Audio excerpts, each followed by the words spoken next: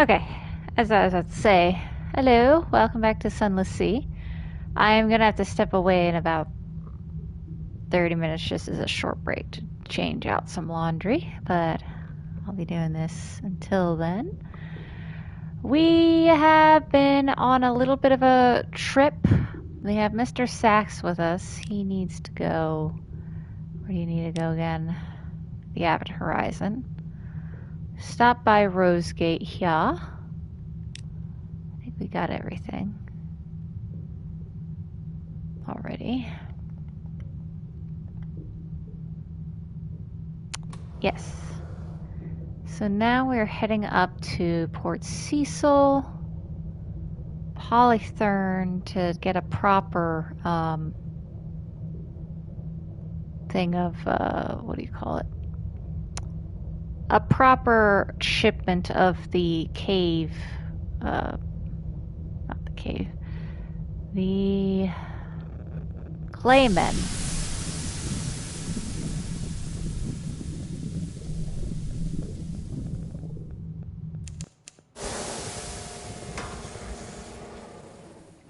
So we can continue the Tireless Engineers. Or is it the Tireless Mechanic?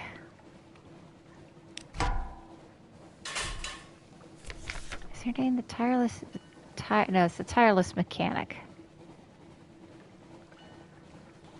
To continue his little quest, which that character has greatly interested me. When I say that, we've been on a couple of thirsts so far. Haha. Oh,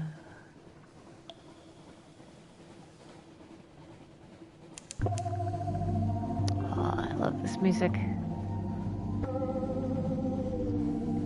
I really wish this music was like available on specific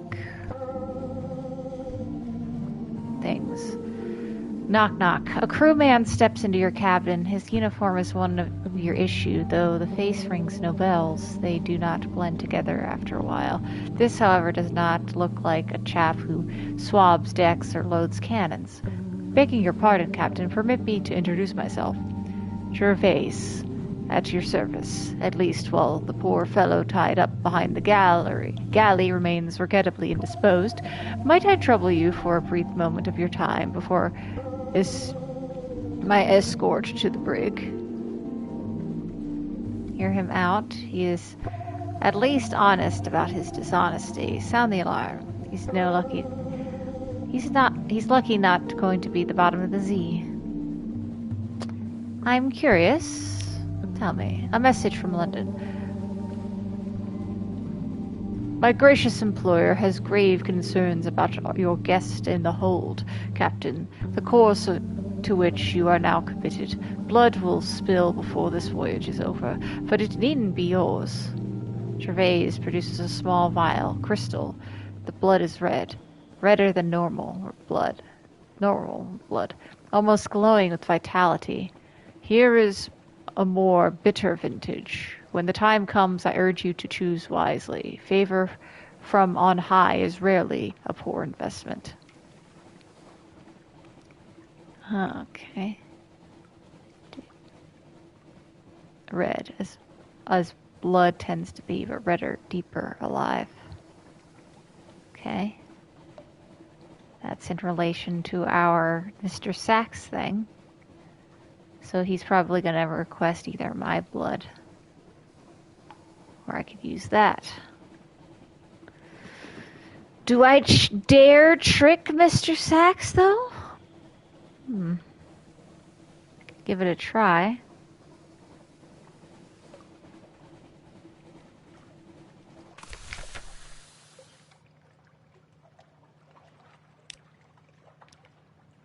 Alright, get a port report from Cecil.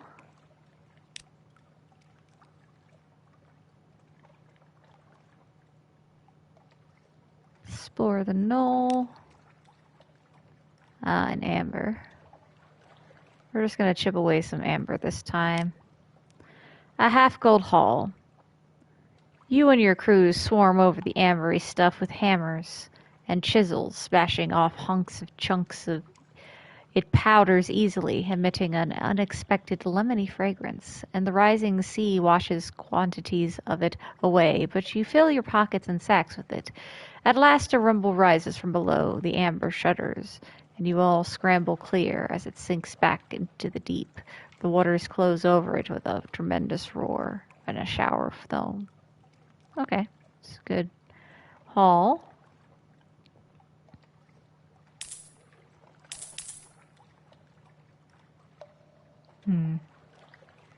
Actually, that might have not been a good idea for me to buy stuff. Because we're going to need 6 spots in our hole for the clay men.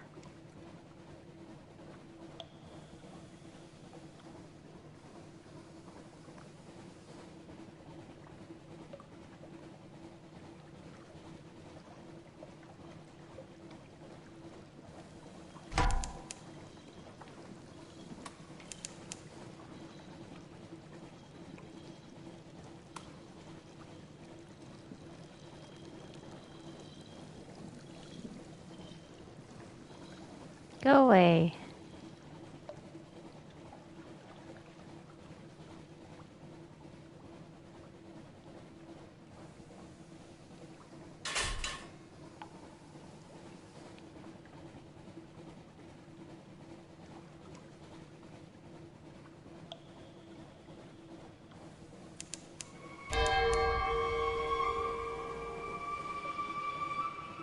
On the surface, the sun still warms the earth, or so one assumes. Okay.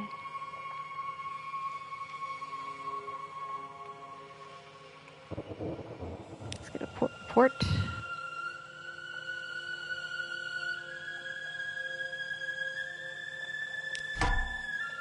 Okay.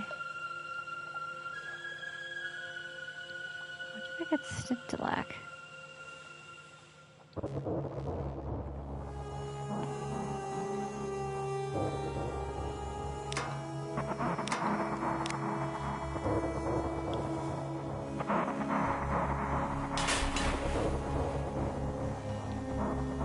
Warn some merchants about the rack. The tavern patrons are so rankus that the sobbing of cups seems well behaved in comparison.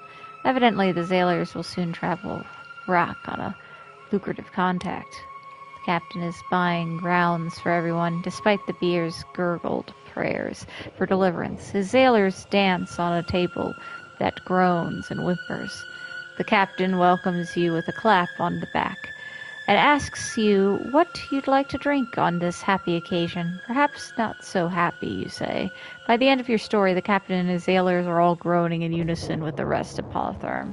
Nevertheless, after he blows his nose into a demoralized handkerchief, he conveys his thanks and passes you a small but exceedingly noisy reward. It should quiet once you leave the isle. So I think on this island, everything that is an object is alive.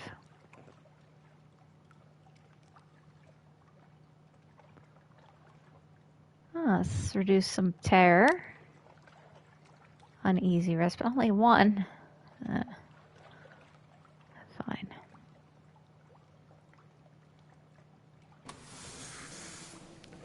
Alright, next to the Empire of Hans. I'll drop off this lady.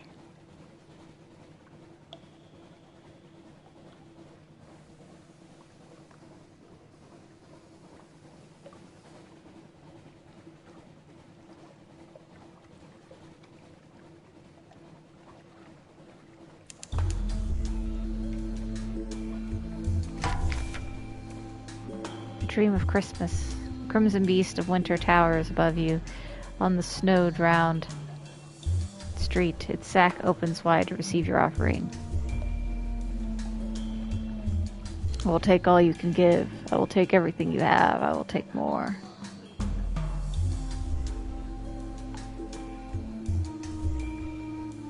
Mr. Sachs, take my best regards. An old Londoner's trick can work once.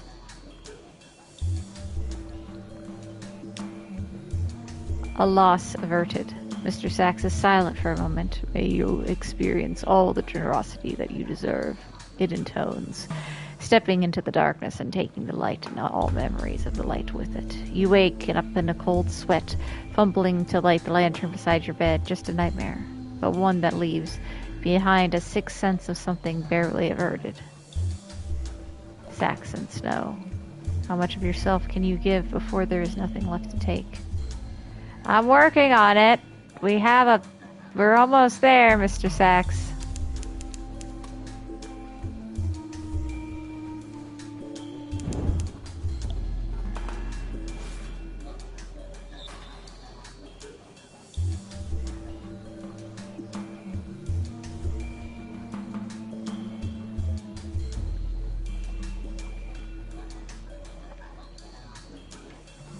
Dummies.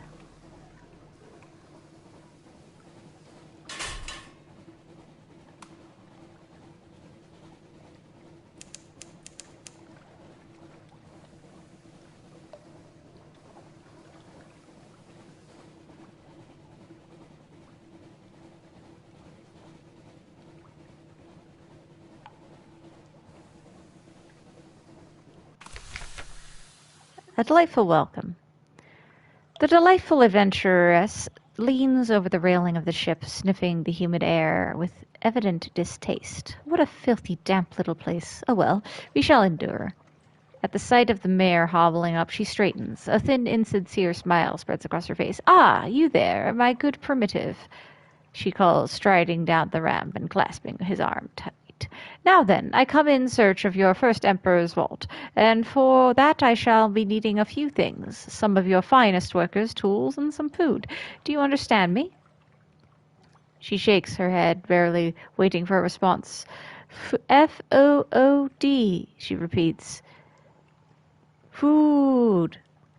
Comprendas. Oh dear, I see we shall be here for a while. Listen, I hear you fellows rather like souls. Shall we discuss that like higher primates?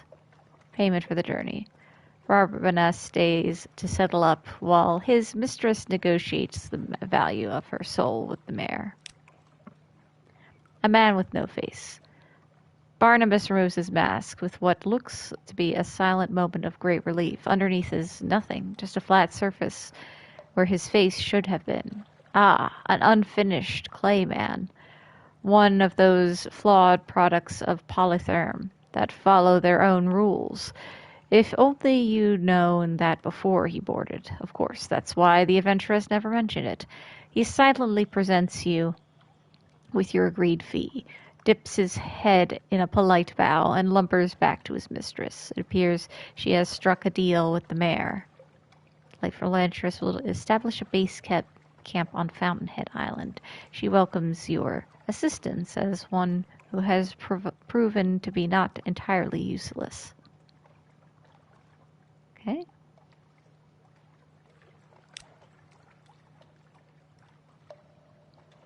Let's go to Fountainhead. Splash, splash, splash. The sound of the oars would almost be hypnotic if your arms weren't burning so hard with the effort. Visit the delightful adventuress's camp. Swiftly grown vegetation keeps a thick forest wrapped about variably ancient ruins. Even the yet-to-be plundered ones are heavily marred with crowbar marks. The small army of monkeys bought with her soul, she excavates the vault of the first emperor. Through the forest, the foliage is thick and unforgiving. The delightful adventuress, helped by her faceless clayman bodyguard, Barnabas and a small group of worker monkeys hired for the price of her soul. A gift for the monkey emperor. The delightful adventuress has already uncovered and put aside many treasures. A small statue among them looks particularly interesting. Speak with the delightful adventuress. She prepares to make her run on the vault. To the vault of the first emperor, its stone entrance dominates a small clearing.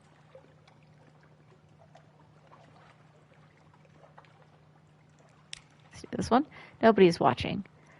At least you don't think so. It's hard to tell with Barnabas's blank face giving nothing away. Can he see?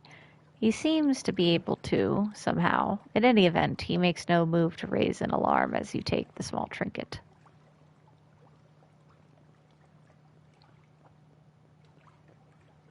I didn't want to take that. I thought, okay, never mind.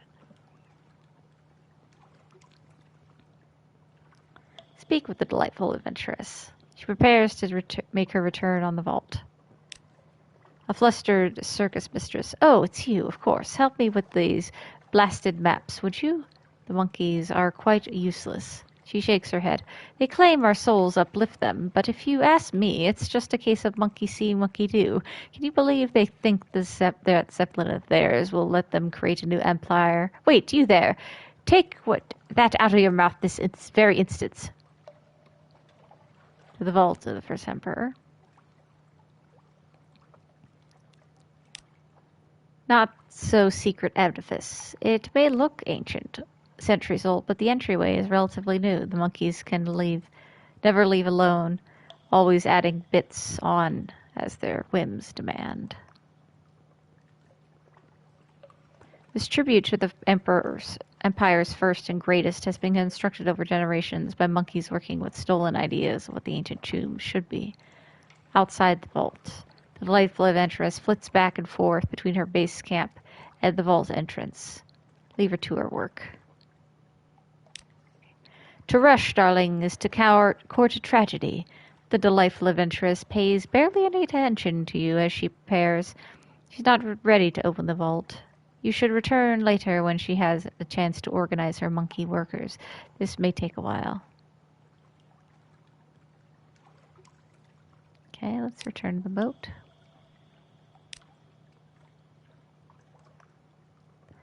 Pile a port report.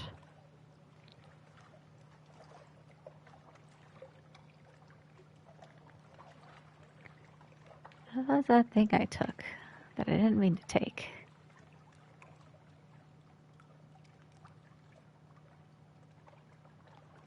Gift for the monkey emperor. I didn't mean to take that. I'm sorry.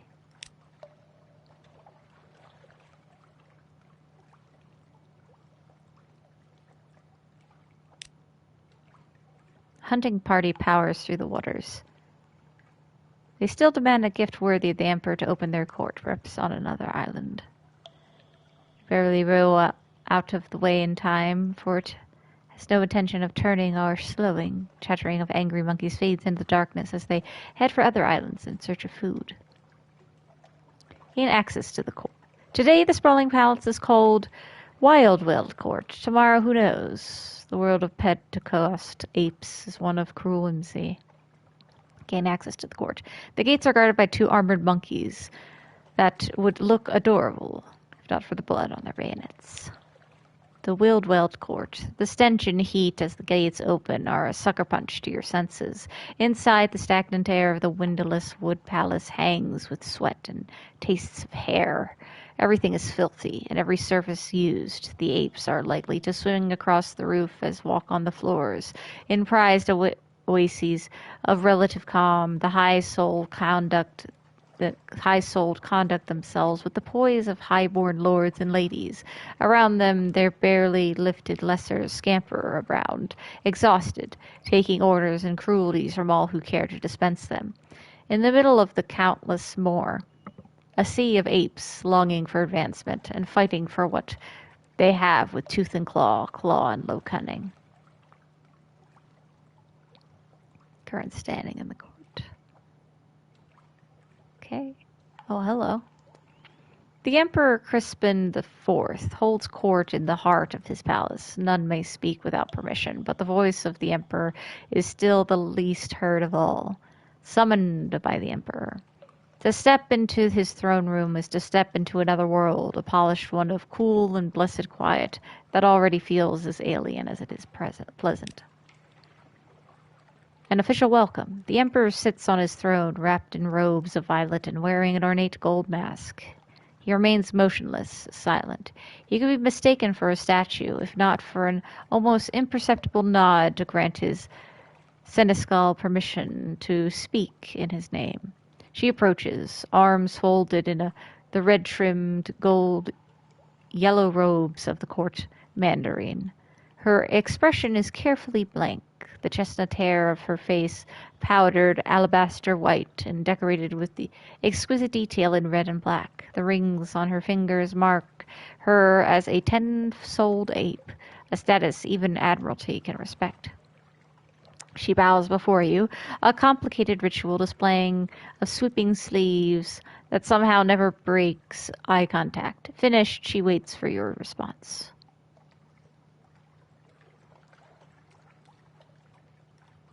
Emperor, okay,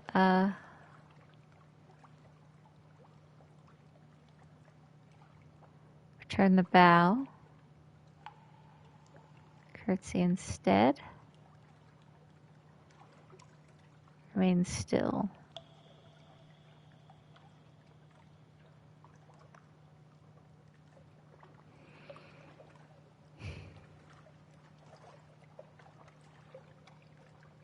I will try to do returning a bow.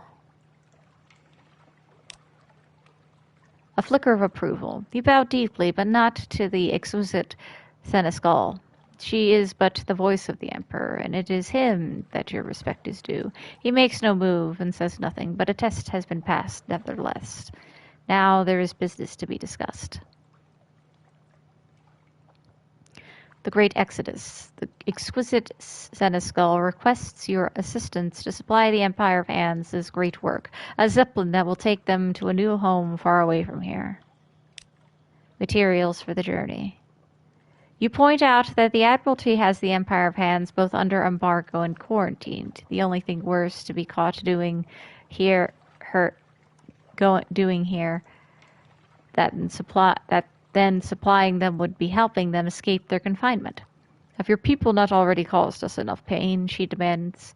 We starve, and you would prevent us being fed. We thirst to explore, and you cage us like animals. Why? For what fine purpose? What threat are we to you, who happily dine with devils? She shakes her head, almost with pity.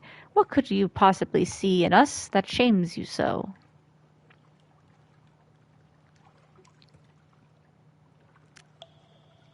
I mean, you guys are taking souls. But then, people, they're buying souls. I don't know if, you can give up your soul willy-nilly. They wish to evolve. Is that so wrong? Oh, I'll help you get it, but I don't know where exactly you guys are going to go to with your blimp. Maybe further east? I've seen the movies, Accept the commission. You will help the apes complete their zeppelin.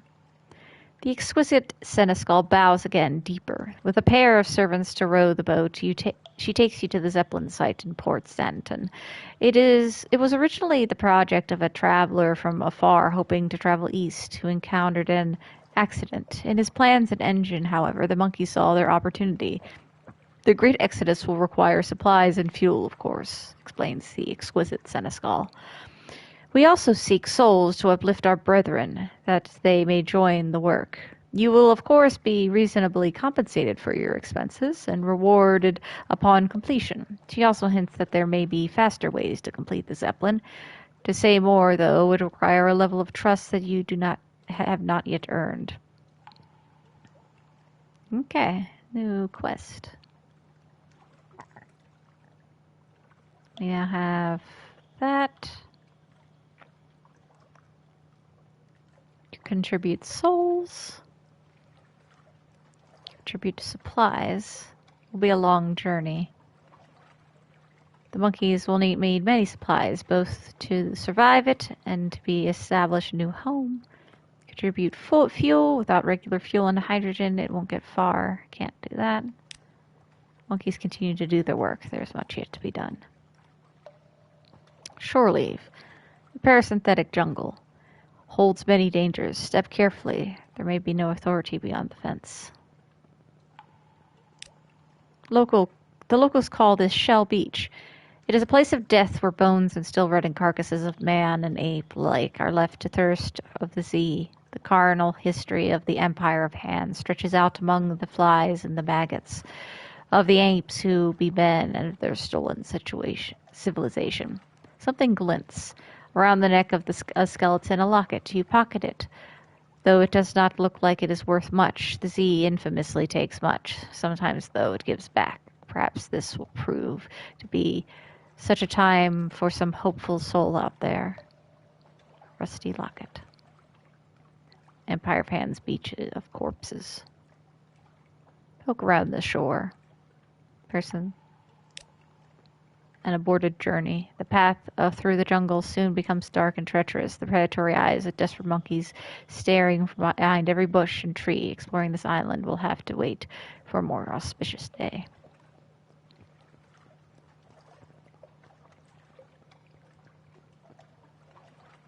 Audience with the Sunless mare. Darling, do come in, the civilized mare purrs. What can I do for you? The soul of the delightful adventuress sits comfortably in him, a four-souled ape of cool ambition and very few scruples. I'm not going to sell my soul to you. Oh, no. Okay.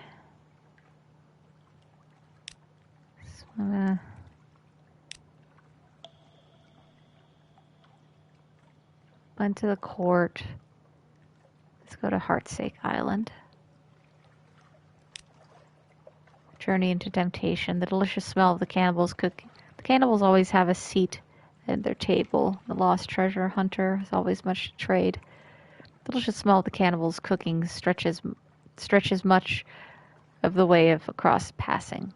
It would make a vegetarian salivate and reach for a fork. It was not madness that drove these pirates to cannibalism. The lost treasure hunter. He joined the pirates to see the sea, but now he just hopes one day to see something he recognizes. Ahoy! How goes your search? She asked. Find anything? It is a voice that so badly wants to answer be no. His adventures have left him with many tools for finding gold and glory. A sense of direction is not one of them. Trade supplies for foxfire. Don't tell the others, but I still can't bring myself to eat like they do. I pretend... Oh, one second.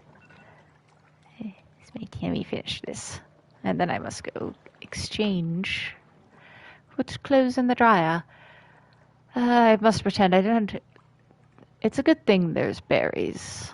Wouldn't say no to something a bit more. Trade recent news for dynamite. You have news?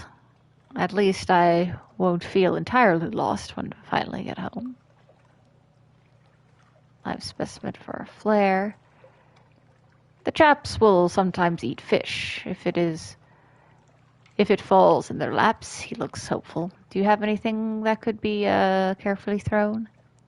Trade stories with the lost treasure hunter. He has survived many adventures, so have you. Persuade him to give you his map. It could be profitable kindness. Give me dynamite. 3 sticks of dynamite.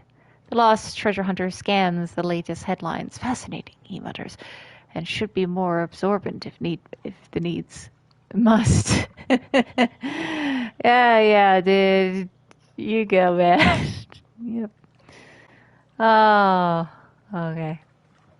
All right. Pause. I shall be right back.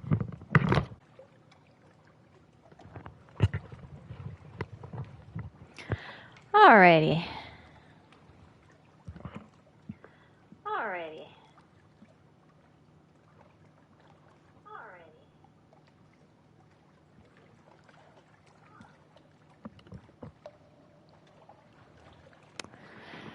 Alright, back from changing my dryer.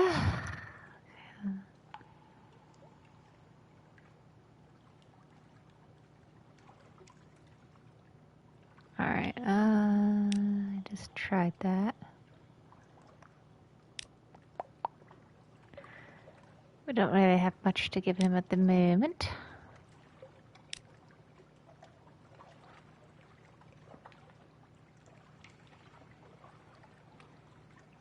All right, let us continue on.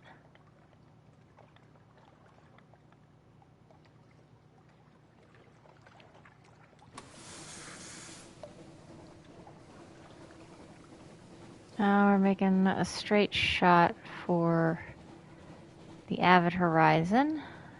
Might stop at Mount Palmerstone on the way.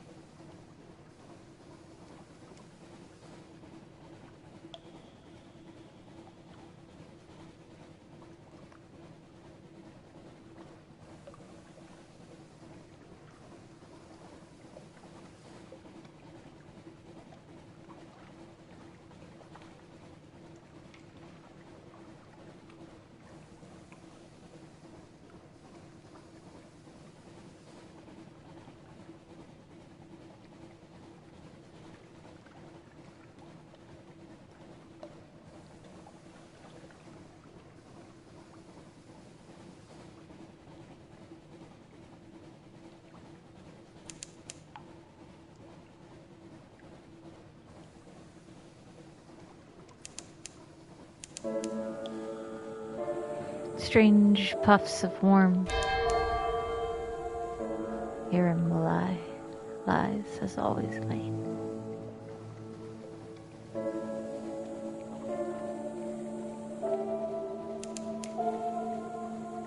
Something underwater to the west.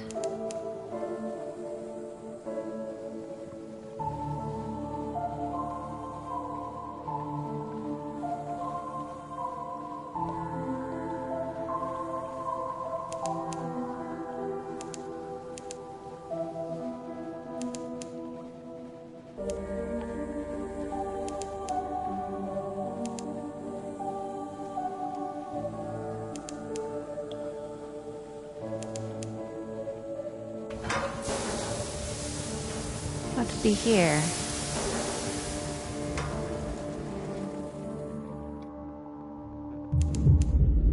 Oh, ant.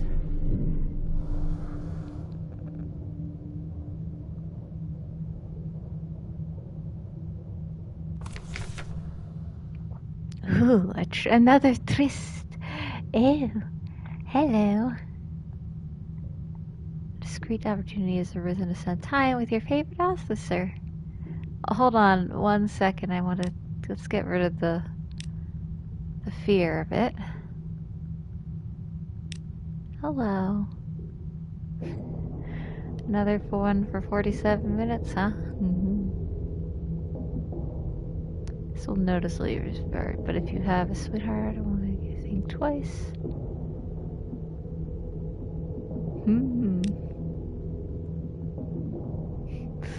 I've read this before, but yes, it is quite spicy.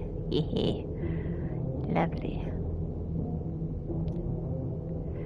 They call it a city of flowers, but the flowers are crystals. Spiral mantresses grow on the walls of the ant caves. The inhabitants of Ant are at least partly crystal too. They call it going sharp, becoming more perfect and clearer and colder. Study the chambers of Ant. Wander where you can. Gain a preliminary understanding of the place. Okay, I need to do that before I get a report. The Admiralty will know stories of this place. Those who go sharp. The inhabitants of Ant go sharp, not all at once, but piece by piece they turn into crystal. They sort themselves by sharpness too. The sharp-handed cluster with those of their kind, ignoring the keen-footed and the brittle-waisted.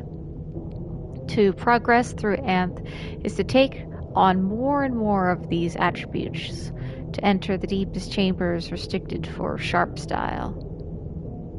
Choose which chambers you would most like to discover. The Anthians speak of a woman named Rosina, dying of a curious disease and sequestered among the sharp-spleened. You see the outer chambers of Ant and learn what place the place is. Let's gather a report. Rumors and extrapolations. Access to ants is restricted by type of sharpness. Those who are sharp in the ears do not necessarily mingle with the sharp-tongued. As for the inhabitants who are sharp throughout their full bodies, they don't circulate much. There is said to be a cavern broad and shallow-floored where the perfectly sharp grow old together. They aren't capable of anyone else's company anymore, or at least that's what you're told. You can hardly go and ask. At any rate, they are more like growing crystals than like people, slowly expanding and bonding with the rock. Consider your own condition. Visit Rosina in her chamber. She's both healer and patient, convalescing in an ice bath among the sharp spleen. The Anthians speak of her often. You need ant sharpness of spleen.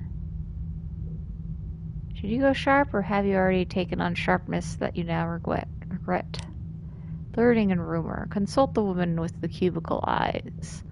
Learn how to accept the blessing of ant offerings. Determine what is best for yourself and whose companionship you seek in the bubble caverns.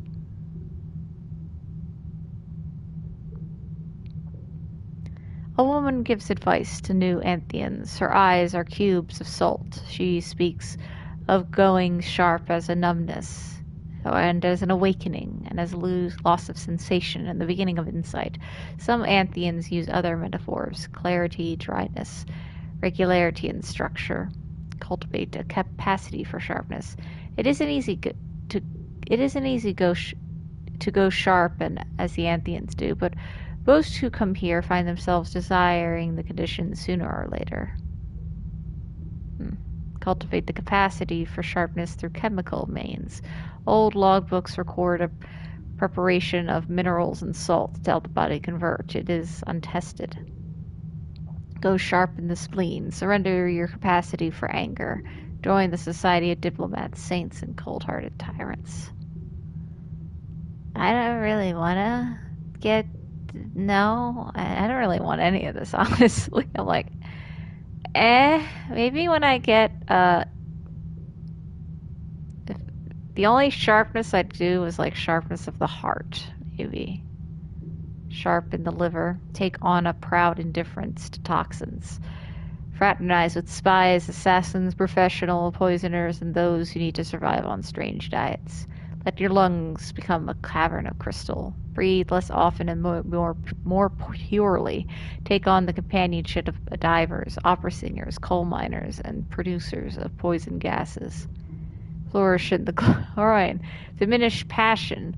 Promote hygiene, perfect performance, and dazzle any onlookers. Pursue the company of Anthian nuns, celibates, dancers, and brothel habitures.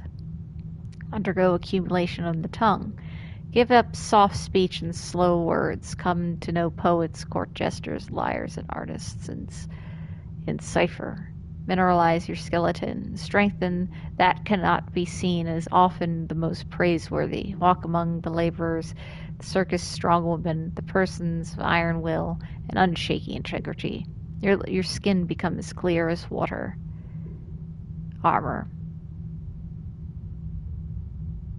Those who grow tired of their scars and people who too proud to hide anything about themselves. Cut away all your sharpness. Turn to something closer to your natural state. This will remove sharpness and gain a wound. Your maximum sharpness will remain.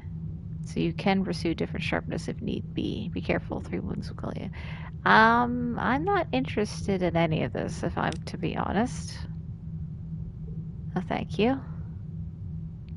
I'd rather not do this quest.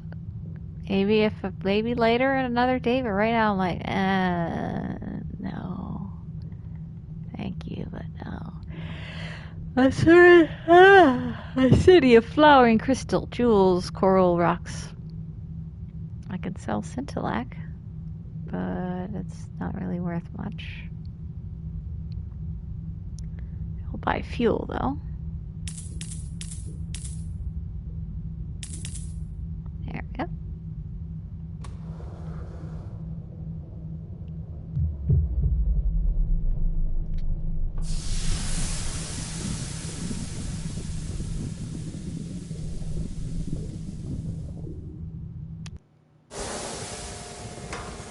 like, I won't give up my soul. I don't want to have crystallized spleen.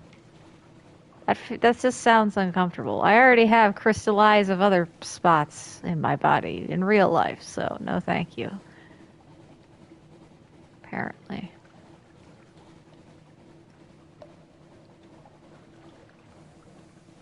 Calcium, more like.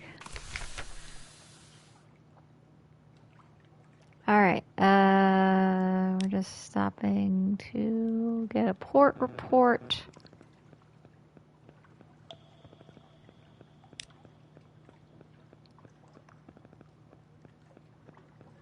And I want to go up the crater. So I didn't do this last time. They say the road to hell is paved with good intentions, but the road to the Brimstone Convention is paved with cinders.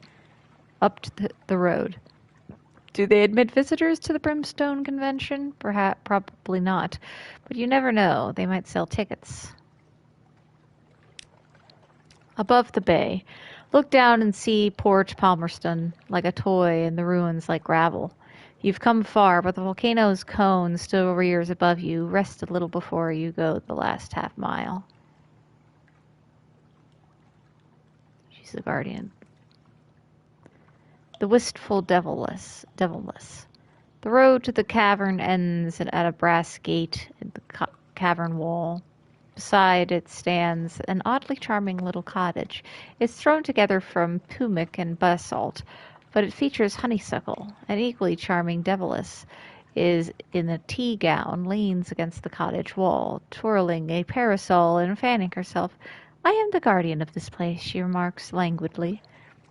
You may not pass, but I can offer you a cup of Amaryllia tea. Tea with the deviless. Amaryllia? That's not one of the poisonous ones, is it? You're pretty sure it's not. No, thank you. You haven't brought a sufficiently long spoon.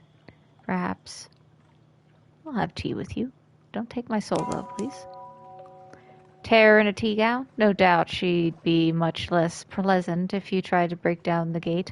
But just now she's courteous, soft-voiced woman in a tea gown. The tea is hot and nutty and rather pleasant. She asks about your voyages. She is desperate for news of London, of its mists, its nights, its sick, its poor, its fires.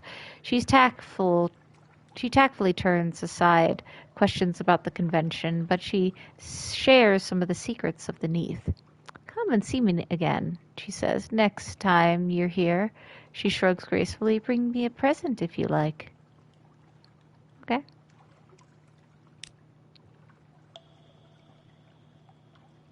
Okay, we have an officer.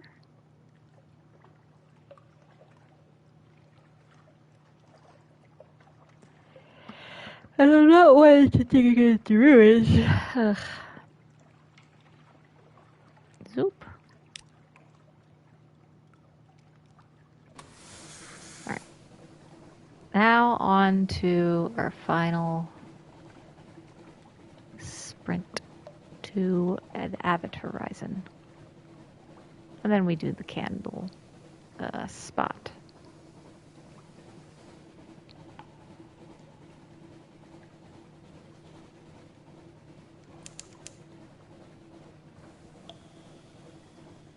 I do wonder.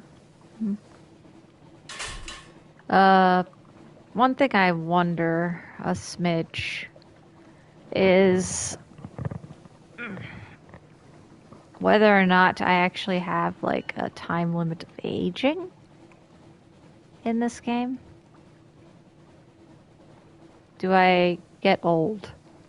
Is that where the immortality kind of feature comes in? Endless mode, as it were. Because years are passing.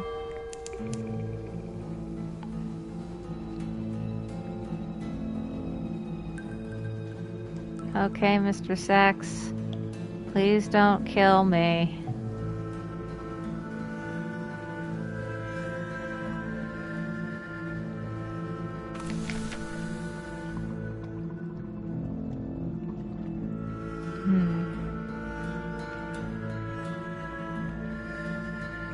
As soon as you dock, Mr. Sachs lumbers ashore. It has been preparing for this. Plunging a hand into its cloak, it removes a handful of ammonia-scented snow. It places it on the ground and adds another on top. Onto this one it presses the teeth and the hair of the small blocks. Potential sustenance. Only one thing needs to be added. That is in the tales of Nomen. The crimson beast of winter waits patiently for you to provide it. Few drops of spice. Substitute the blood. If you're careful, Mr. Sachs will never notice the switch.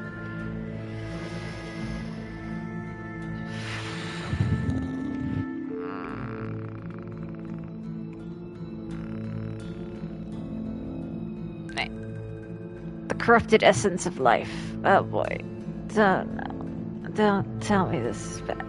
You move to cut your hand with your pocket knife, but the vial clutched in your palm keeps the blade safely from your flesh. You tip it carefully, dripping a few drops of the thick blood onto the pile. They fizz in the lacquer, which softens and melts into a puddle of snow. A hand emerges from it, then a head, then another hand. Stretching it, clambers up from nowhere, the twisted face of a gargoyle, ripplet with red blood. It screams. The monster throws its head back. Blood wells in its hollow eyes and drips down its half-formed face. The nossome arms explode into wings of shifting ice. As sharp as razor, it bends backwards, new hands clawing at its eyes. Just as abrupt as the scream began, it stops. The shape collapses, melts. Mr. Sachs looks away, another failure in tone, stepping through the pile on its way to the avid horizon's sealed gates.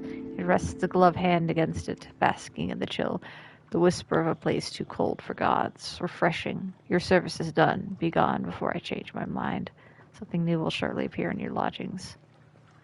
Okay. I hope that was the right thing to do. Ooh. So is this where Mr. Sachs lives? Okay. Well, I got my port report for this.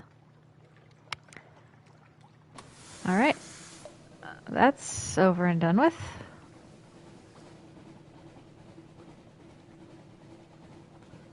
And now we can head back to London.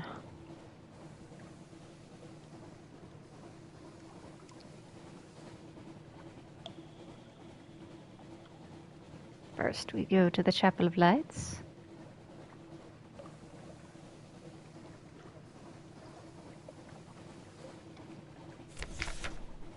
Burning blue. A hiss of horror from the lookout. The limb lamp at the front of the ship is sputtering and arcing,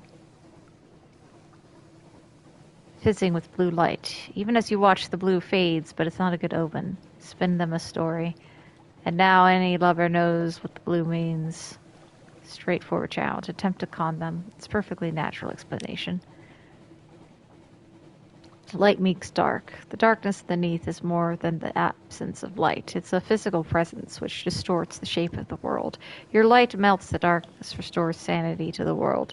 You explain something of this to your sailors. It's not the first time they've heard it, but they seem slightly less nervous.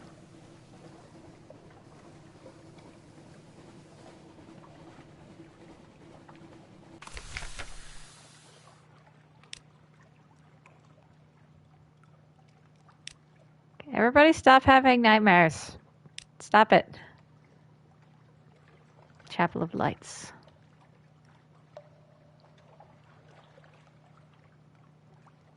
Okay. Eat the chapel's bounty. Yum yum.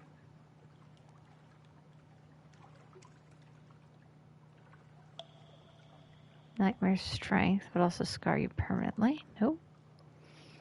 Let's gather some intelligence.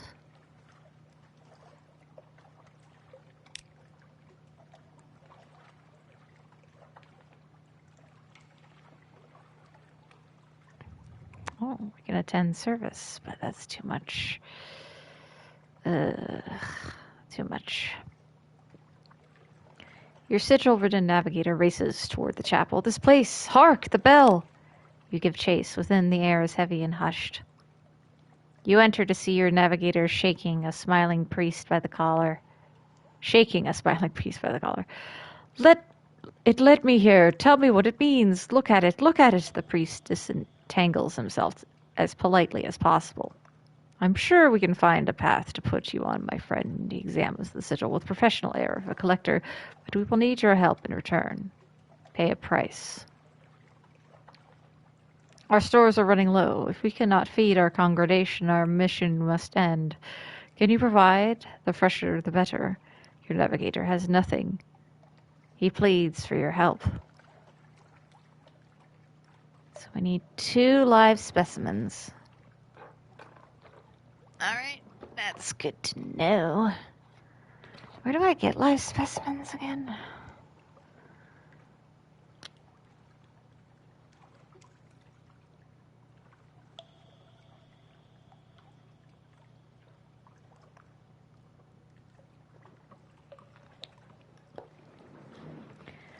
I pay another price. The priest slips his arm around your shoulders. For you, a lesser payment, he whispers. Post no guards on your ship tonight. Ask no questions. And in the morning, perhaps you'd like to join us for breakfast.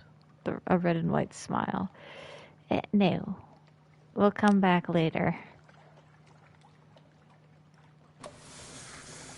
Alright, so we need live specimens, but where do I get those again? I'm not remembering.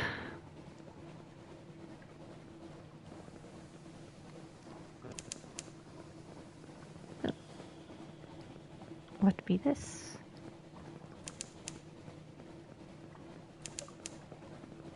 It's our architects.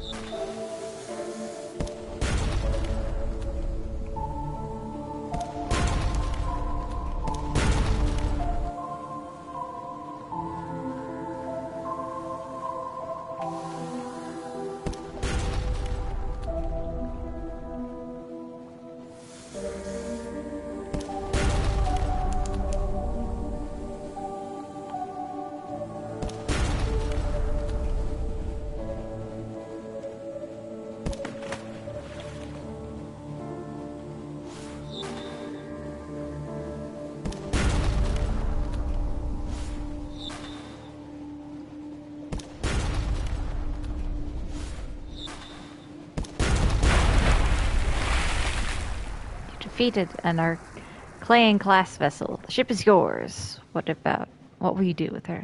Scuttler. Okay, we got something. What's in here? Drowning pearls.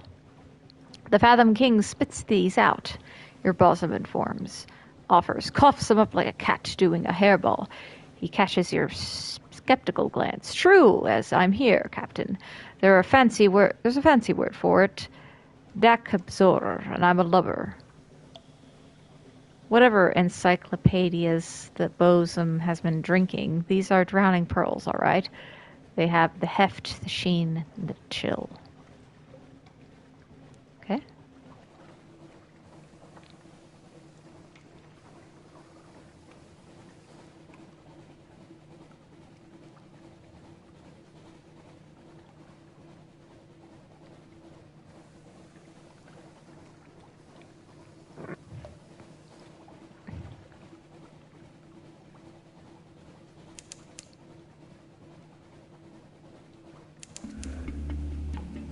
Shall stop by the Salt Lions.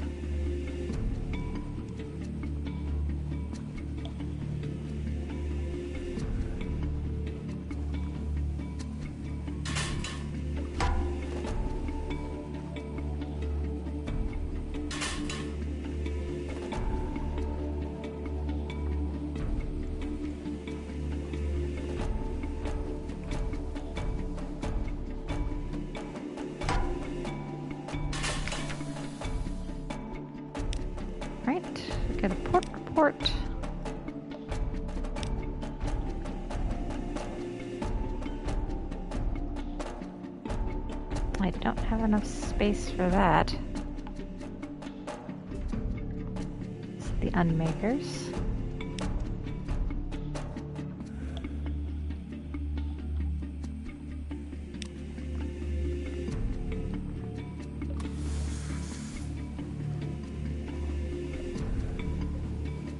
Feeling bloodthirsty.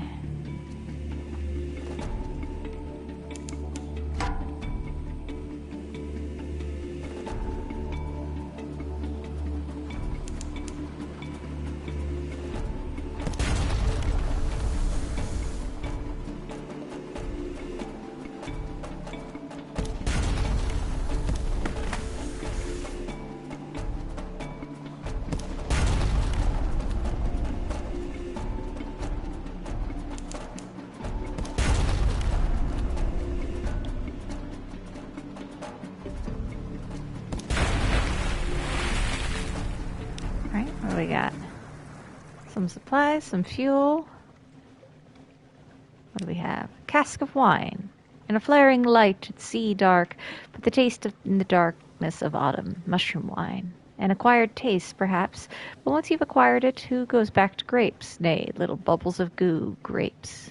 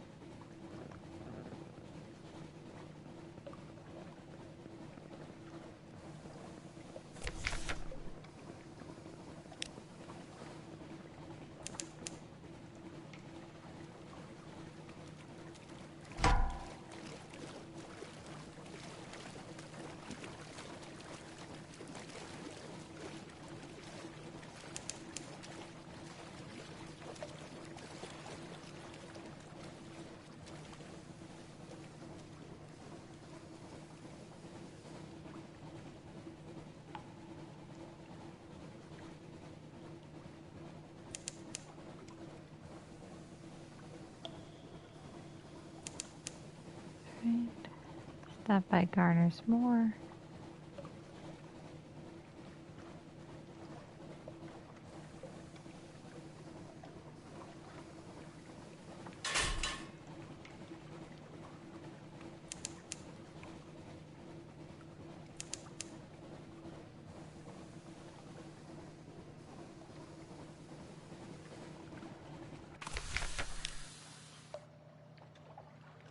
Righty. Let's gather some intelligence. Dislike of spies. Oh man. You and one of your more villainous-looking sailors join a dice game. Villainous-looking, but you know for a fact that she thithers to charity, has a delightful singing voice. The topic turns promising to pillage and ambush, but your sailor is a little too forward with her questions. There is a scuffle and a stabbing. You escape. She does not. Oh well. Lure the glory seekers to rock. You hear the boast echoing up and down the morn, resounding from every tavern. I will send the deadliest sea captain of the sea. Spin them a tale of danger. You stand on top of a bar, a bitter pint in hand. A few bemused drunkards watch. Who wants to be a hero, you ask, gesturing so your drink sloshes onto a grimy face. Who wants to be a proper damn hero? Sailor's song dies. They all watch, enthralled as you speak of a place fit for the fiercest, where gigantic mouths bite through the hulls and devour ships from inside out, where leviathans crack ships like eggs and eat. You sailed by such a damned ship, but you were too afraid to fight the terror below. But these captains, these heroes, before you even finish a half dozen, have rallied their crews for the docks. They'll sink over a wreck in no time.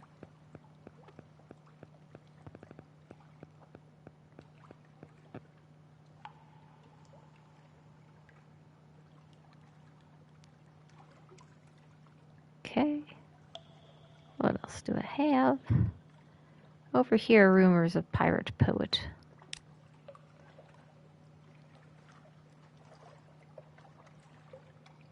Heard those before. Explore the Mourn. Surprising quantity of actual landscape on the Mourn. It's vertical, admittedly, but once you find the beast paths and urchin roads, you can traverse it as you would at a rocky moor, with an additional throatful of lurching terror. Contest of riddles. Fishfolk sailors and shady couple of likely pirates. Is there a drowny down by the water's edge? They sit round a fire at the Z's edge, passing around a bottle of something viscously black. They're wagering on riddles. Will you join them? Walk away. Riddles are for children.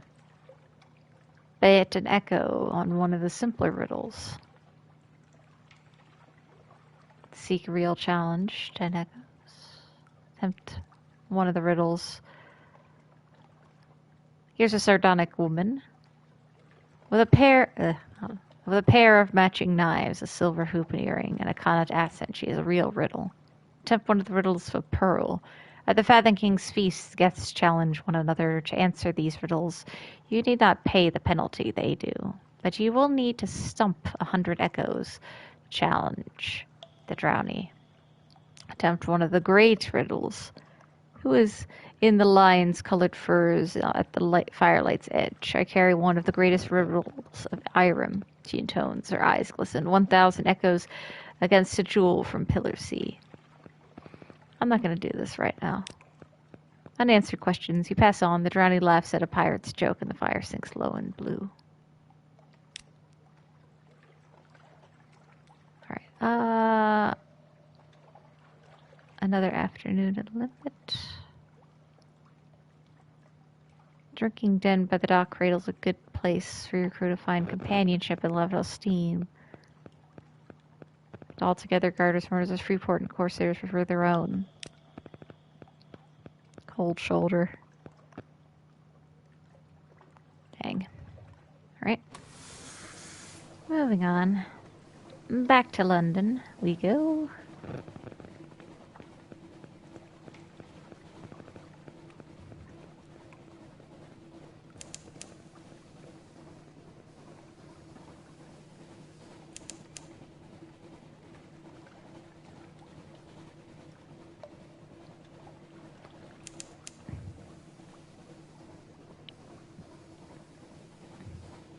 It would be interesting to see what the look of this game is. If it was like 3-dimensional, not just top down.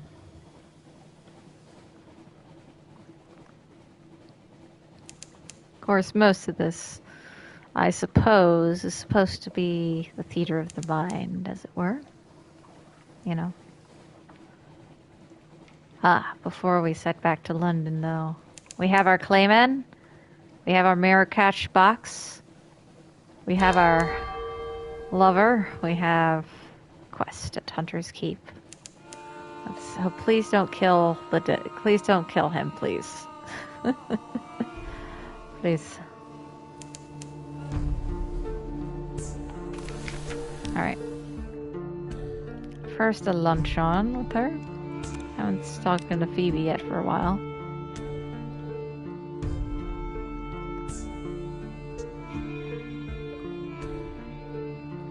I read this already. Right. What am I missing? I need a Z story. Dang it.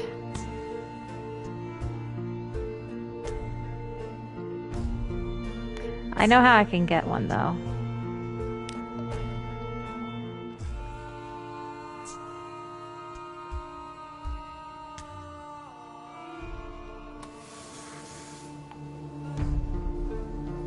Just one Z story, which I think I get if I get news from London and then go to these guys over here. They should give me a Z story.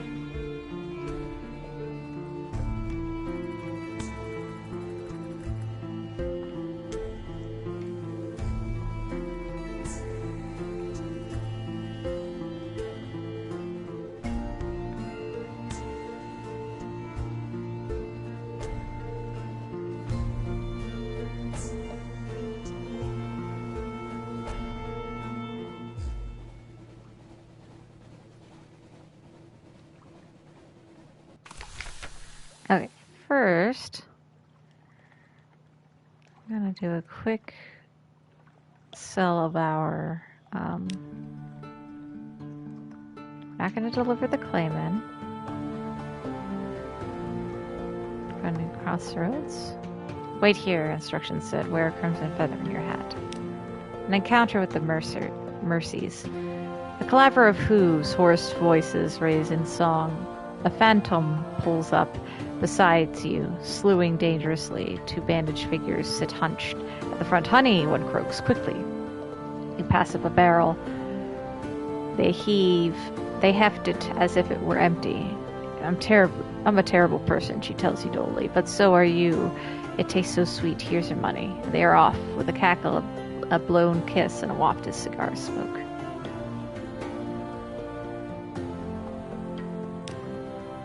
Alright, let me give us some ports. Right.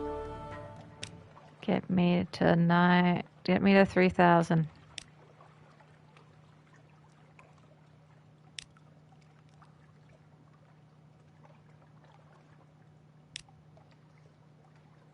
Come on. Yes. Okay, hold off. 1 second.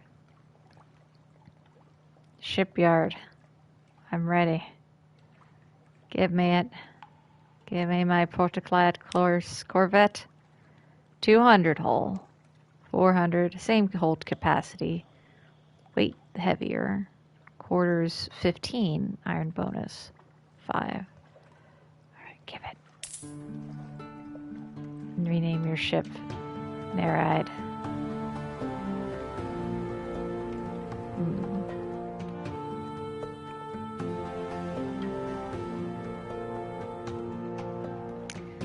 It's a good shape.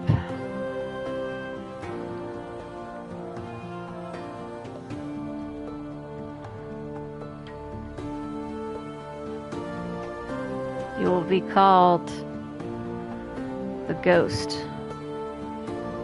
I can always rename it, right? But I think Ghost.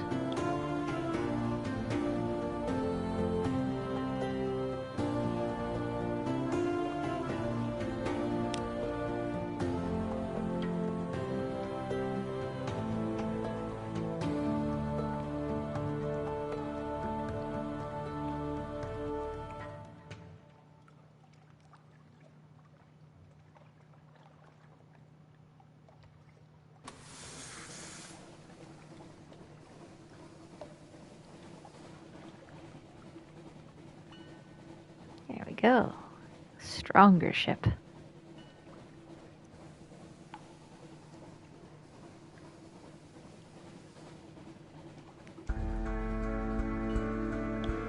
Oh wait, I needed to... What am I doing?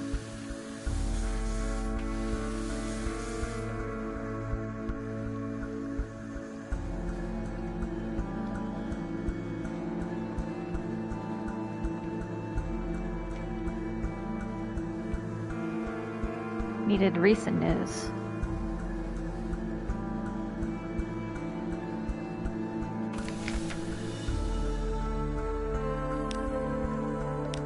Okay, got that. Let's get a Z story. I'll do the whole thing where I offload in a second, but I just kind of want to get that done with first and foremost.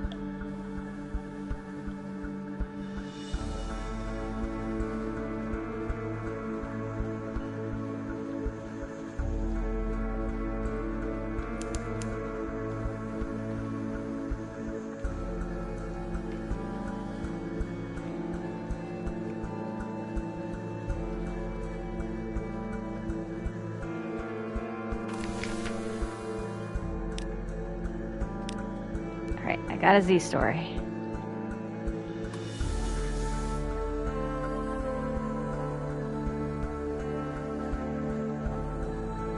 Tireless mechanic. Let us finish your tale.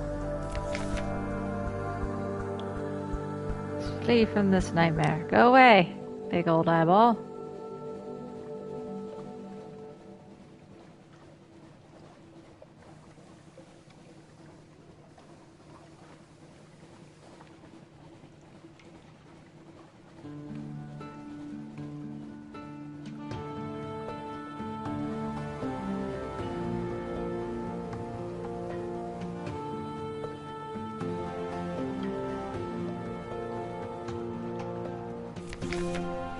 Go away.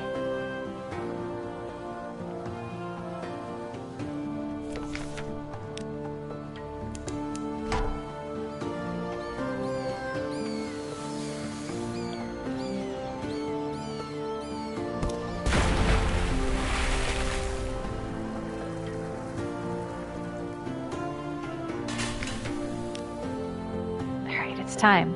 We will need, the mechanic tells the sisters, to visit your subcellar. Oh, that nasty place?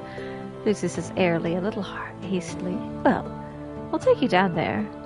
But we'll need stories. Something alarming for Cynthia, a sea story for Phoebe, and a tale of distant places for me.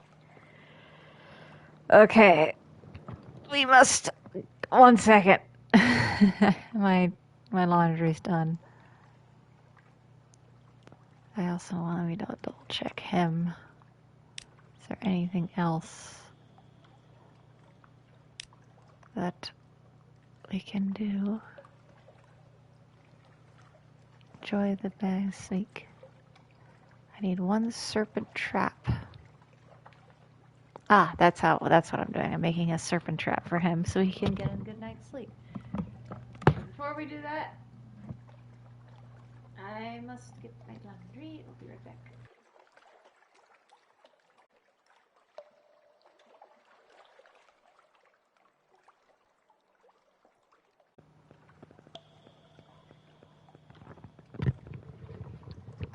All right. Let's get this man some sleep. What do we got? Okay. We have everything we need. Let us create the trap. Beneath Hunter's Keep, the sisters listen with delight to your stories and unlock the cellar door for you. The key is so heavy that Cynthia can only lift it with both hands. We won't go in, she says. We don't go in. The signs on the stones have a Caganian look. In the deepest subcellar, your candles illuminate a litter of tumbled stones. The remnants of a temple. The pool at the cellar's center is almost dry. The remaining waters here seethes oddly in the candlelight, as if it were near boiling, but it's quite cool to the touch. The writhing river flows near here, the mechanic remarks, one of the tributaries of dreams. I hope it doesn't touch the well those poor girls drink from. My enemies find me when I sleep, but this water will attract my enemies to this poor fellow. He bends to dip his hand in the water and sketches a sign on the clay man's forehead. The man watches him stolidly. The mechanic hands him the mirror catch box. Hold this, he says. Keep it open. Don't let go, no matter what happens. The clay man's huge hands enfold the box. There, the mechanic says, turning to you. A serpent trap. Now I can sleep. I can finally sleep. He smiles. And then I think I may be able to offer you something rather interesting. What kind of freaky stuff are we going to get into now?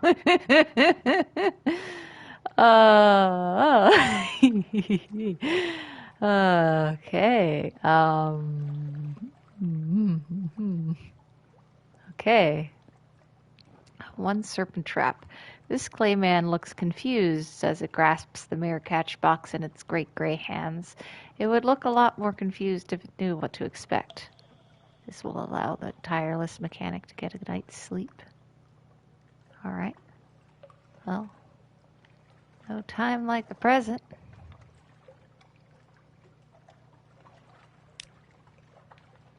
Allow the mechanic to enjoy his sleep. It might be messy, he warns you. Could you have a couple of strong sailors standing by? Tell them to snap the box shut when trouble begins. He holds up a bottle of laudanum. I will be sleeping deeply. Are we gonna fight Freddy Krueger? What's happening here? Okay, please don't die on me. Messy indeed. When nothing seems to be happening, you take to your bunk, but a roar from the clay man brings you sprinting back to the mechanic's cabin. You fling open the door. The man's eyes seethe with viric flame. It's struggling against the efforts of the sailors to restrain it. As you rush to assist, it smashes one sailor against the wall with terrible force, but the other manages to snap the box closed. Instantly, the man goes stiff, a lifeless clay statue. The viric glow now pulsates from the box. In the bunk the mechanic sleeps on, his face wreathed in dreamy smiles. He will sleep so until morning. A small price to pay for my man to get a good night's sleep. He's grateful for the company. You've learned the mechanic stole secret from dreams of the stone pigs. You now have one mere catch box full of very angry dream snakes. Oh, so wait, it is the frickin' dream demons. They look like snakes, don't they? Yeah. The sullen viric glow leaks from within. Sometimes it rattles. Best not open it.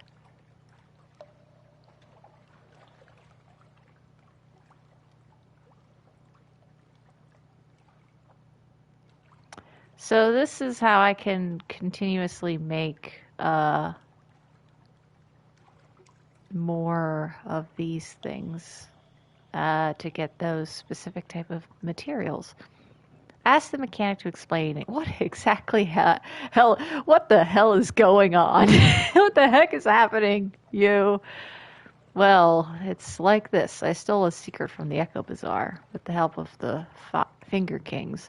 You know, the serpents who'd rule dreams. Then I reneged on the Finger Kings.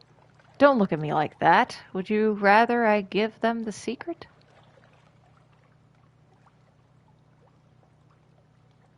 Unsettling Sage. Peller. Secret. And Frostfund no more than 0. Pigs of Stone. I talk about engines all the time. I'm sure you've noticed, and I dream about them. I'm not giving him the right voice. Oh, slap myself. I need to give him the Igor voice. I talk about engines all the time. I'm sure you've noticed, and I dream about them. I found myself dreaming of the stone pigs. I don't entirely understand. Still, but they're about how the bazaar travels between stars. Did you know they did that? And they sleep so the Finger Kings can crack their dreams open. So the Finger Kings recruited me. I found the secret in those dreams. An engine like the Z's never seen. Oh, Captain, let me build it for you. You won't be sorry. But there are some things I'll need. I know. Isn't it always the way?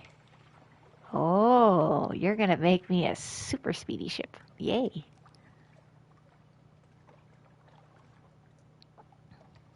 I'll need help to build the engine. It'll need to be alive like the pigs, and I'm better at metal. Rescue or ransom him from wisdom in the Sea of Lilies near Connaught to help the tireless mechanic complete his project. I had to hide the secret somewhere the Finger Kings couldn't go. I hoped they'd leave me alone then, so I put it in Frostfund. Not the very heart of Frostfund. I'm not insane, but quite close to the heart. Find Frostfund in the north and retrieve the mechanic's secret from the penultimate chamber. Currents. Your objective materials for Hell's quality is now 1. We need once living monster material, and since we can't get to the heart of the bazaar, no, really can't, we'll need something from the Dawn machine. Sorry. Take 1 element of Dawn, 1 casket of sapphires, and 40 units of Stygian ivory, along with the mechanic's secret and the unsettling sage to the King Eater's castle. Write that down. All right, all that down. That's very important. Okay. Oh, I can also cross. Oh, can circle that if I want to give him another good night's sleep. Okay, so we need to go there. So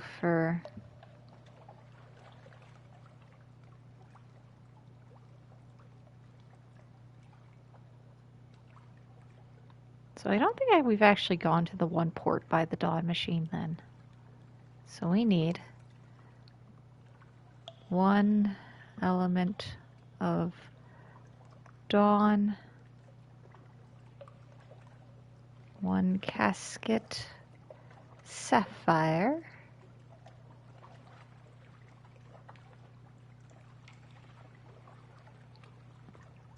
$40 Stygian ivory. That's definitely not going to be anytime soon, because we only have a whole storage of 40, so it's going to be further down the line when you have a better ship.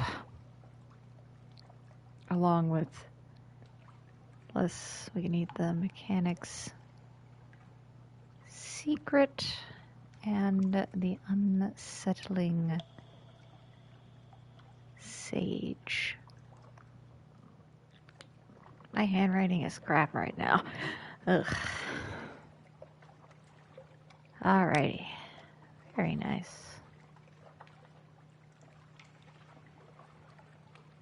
If I wanted more, I know what to do. Alright. Very nice. So good.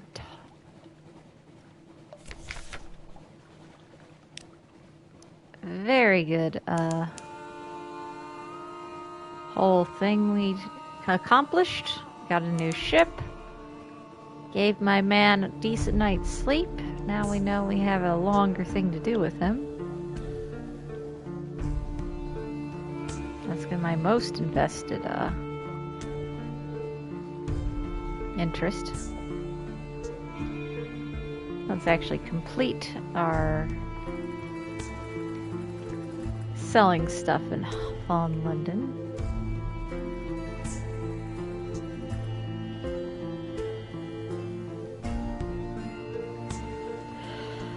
And I think I might take a bit of a break.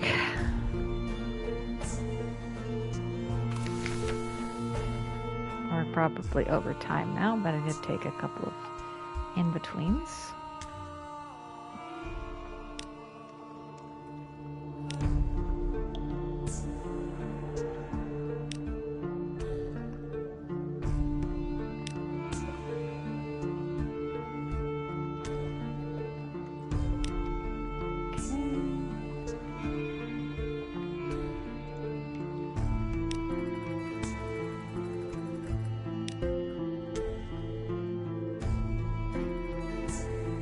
Pans. Wildfield Court. Well, when I started here, it was Court Turtle, then the Amaranthine Palace, then Soul Harbor. Then I do wish they would make up their blasted minds. The filing is most annoying. Salt Lions.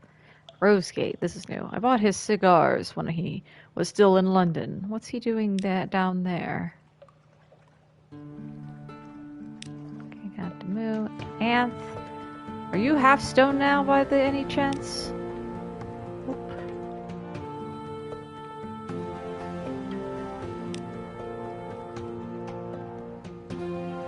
Alright, I'm gonna deliver Claymen.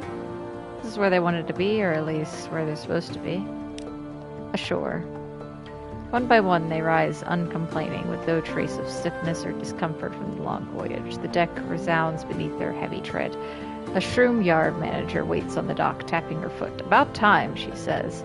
"Here's your payment. Come along now. You. There's a good construct."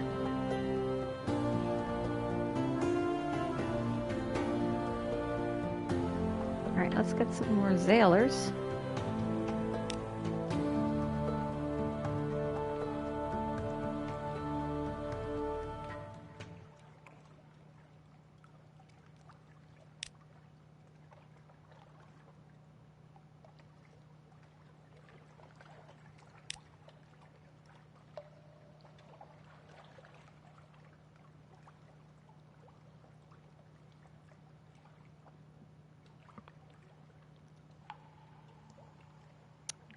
alarming scholar. I have some things for you, or maybe no, I don't.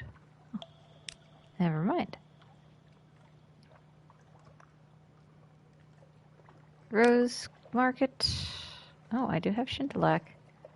Tattooed courier will pay well. Her skin is crowded with bright ink. Her smile cocky. Satisfied customer. It makes admirable jewelry, she explains, but exceptional tea. The two marketers' horse-masked attendants help her wheel the boxes away.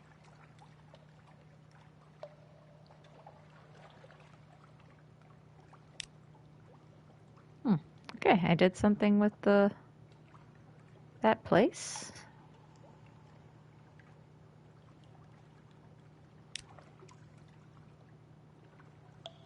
He wants a lot more Scintillac.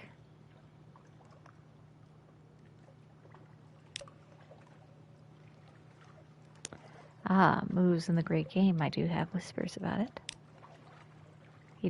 He has you repeat it all twice. He doesn't take notes. It's a little beyond me, he tells you, but I have a friend in the palace who would be interested. Very interested. Thank you. Your fee. Thank you.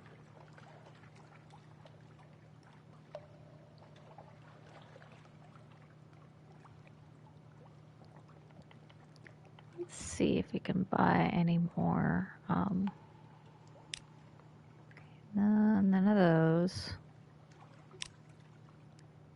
Not. I can buy a forward cannon,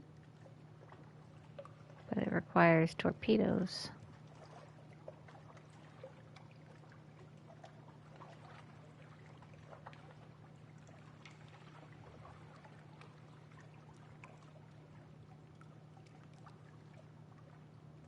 Aft, sting in your tail.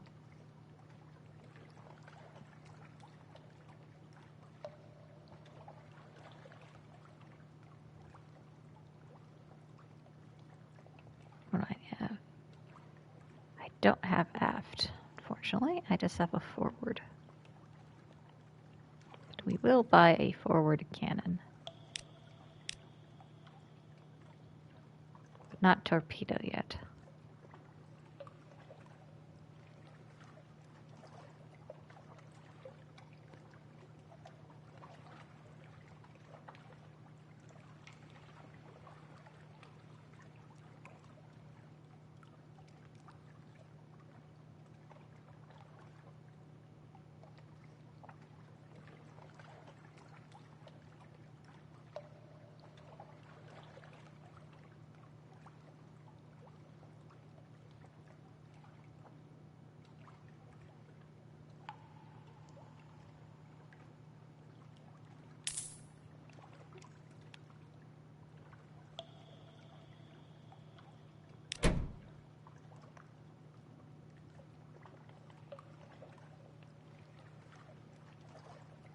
Alright, anything I can sail? Scintillac.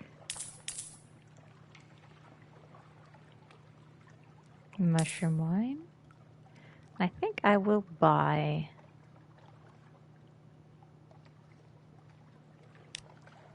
that other one that's for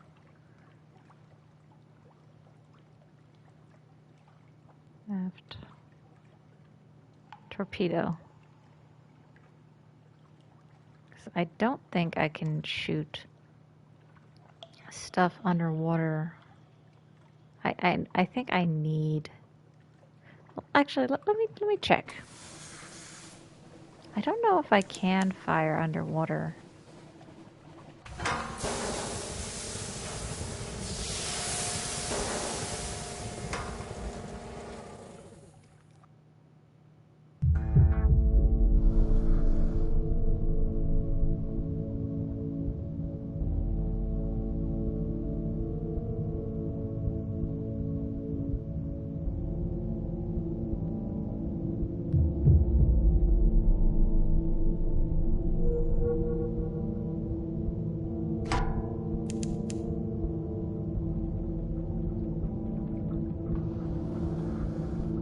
Are you?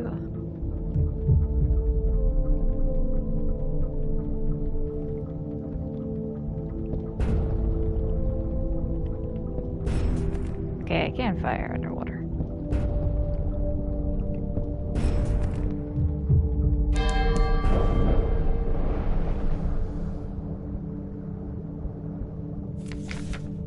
You defeated a punter pony.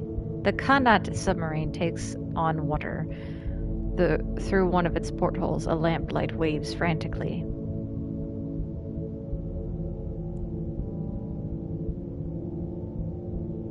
Loots the punter pony. Quickly, the damage done to its shell was immense. Already the hull is collapsing. Here the crew's last wishes. Punter ponies lost, but he can at least provide a human face at their airlock gas. At their airlock glass.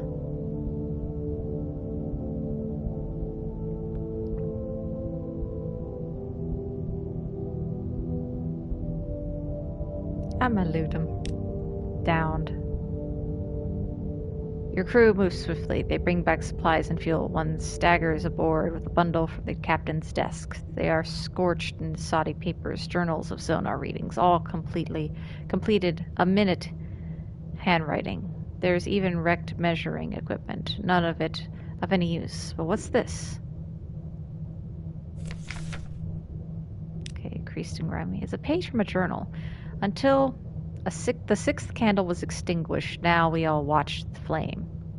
As it stood up, as it were on tiptoe, taller, bluer each heartbeat, its light grew brighter in the moments before it failed, so that I saw the faces of all my companions, drawn and white as if we were already dead. There the candle flame drew itself like a dancer and was extinguished. Dark fell upon us all like a wave, and I hear the hatchlings uncoil.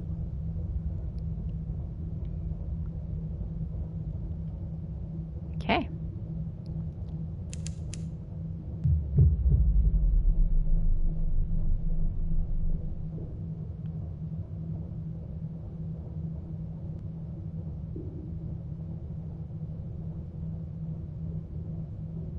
We are fully armed. Okay, we're gonna stop by Low Barnet.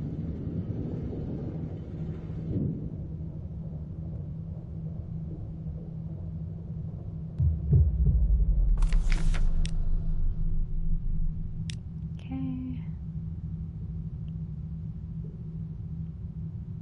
Don't think I have any stories to trade. Nope.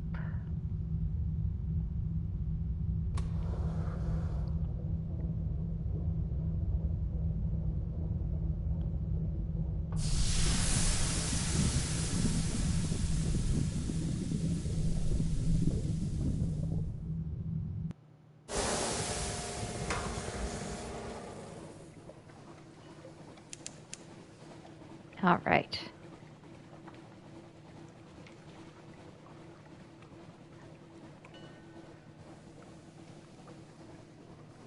I'm doing a lot. I don't want to jinx myself, but I am doing a lot better in this game than I have in previous. Of course, you know, I have experience, and I'm actually reading things more intensely than I originally had. I don't have anything. Look around. Something's changed in me. Little chat with the scholar. Let me tell you. Adam's Way, the nature of the Echo Bazaar, what life birds eat, the reason the islands seem to move, why candles can't be trusted. The scholar has opinions on all of these. Some may even be true.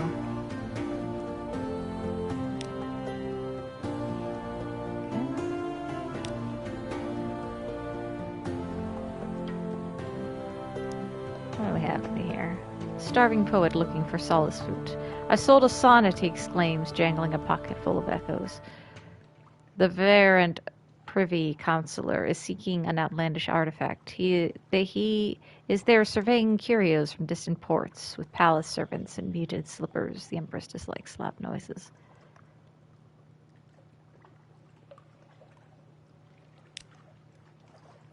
Right. Let's lose some terror. Got recent news. New recruit? Nobody. Give him low barnet.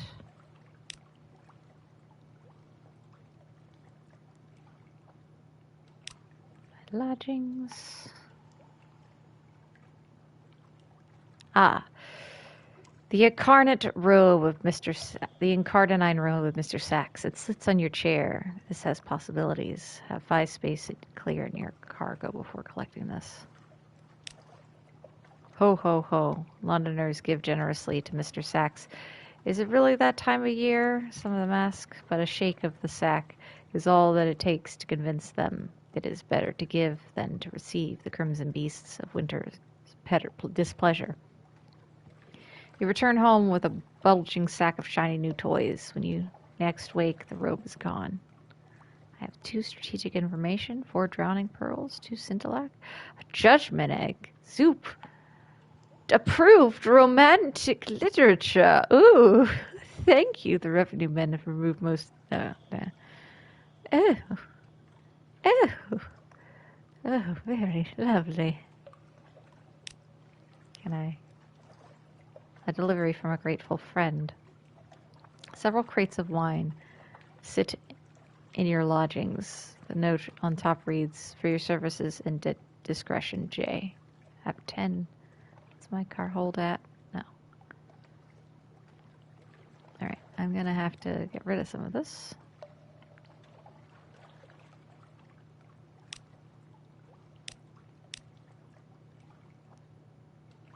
Sell scintillac and soup.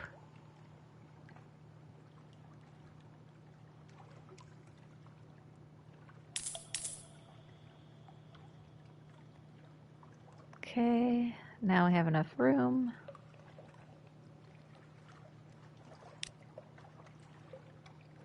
Alright, what did you give me?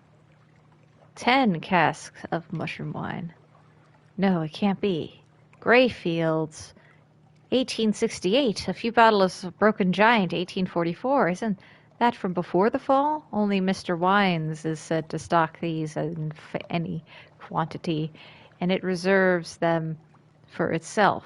A very few with whom it considers itself on intimate terms. You extract the best ones from personal consumption. The rest will fetch fine price.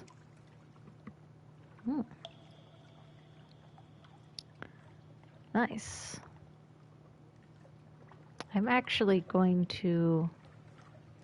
We're going to do a quick delivery of all that to the tomb colonies, because I know they are wanting of that.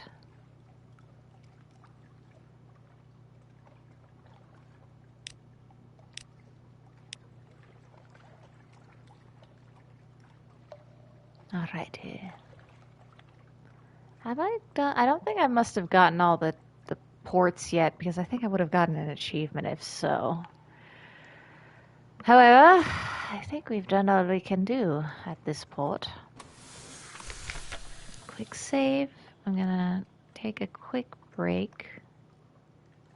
This is probably a very long episode with the breaks I think we'll take into account.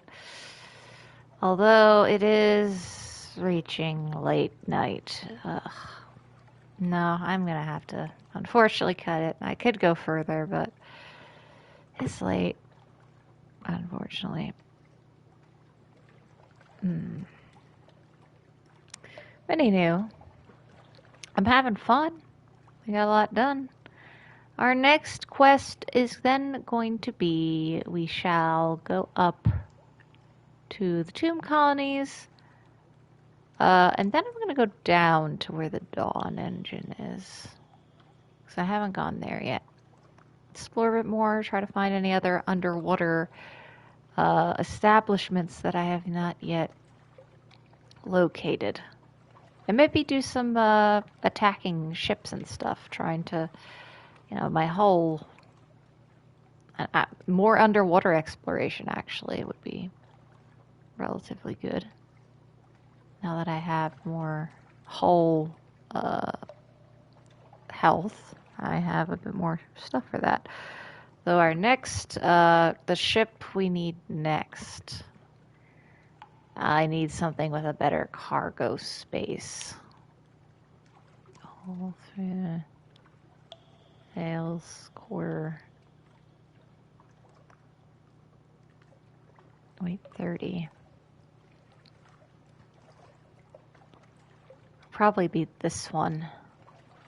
Because hold capacity is that much. And it has aft. So yeah, that'll be the next upgrade. Or no, I think engines will be the next upgrade, probably. Maybe just one up, because, you know, more hull space will get us more ability to fuel those engines. Yeah. And then we go for, or we could just save up for this guy. Mm-hmm. That's a lot, though. Anywho, that'll be it for me for now. Hope you're enjoying my gaming. Oh, take care, buddy. Ciao, ciao.